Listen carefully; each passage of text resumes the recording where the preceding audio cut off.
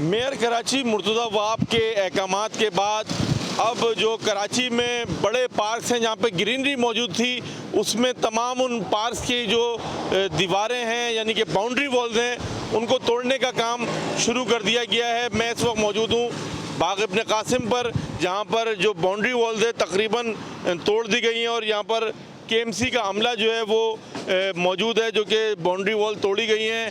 उससे निकलने वाले तमाम मलबे को यहाँ से हटा रहा है। और KMC की जानिब से जो है वो जो बाउंड्री वॉल के साथ जितने भी अहम पिलर्स थे, सरिये थे,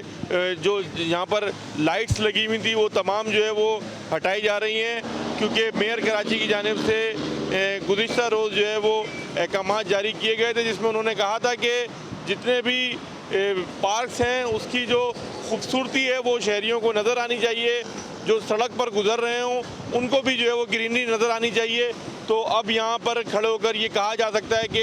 जो गाड़ियाँ यहाँ से गुजर रही हैं उनको ये जो सामने इंतहाई खूबसूरत ग्रीनरी है, ये तमाम ग्रीनरी जो है वो नज़र आया करेगी और जो कि आँखों को भी काफ़ी ताजगी का और फ़र्क बख्श एहसास देती है। और इसी एहसास को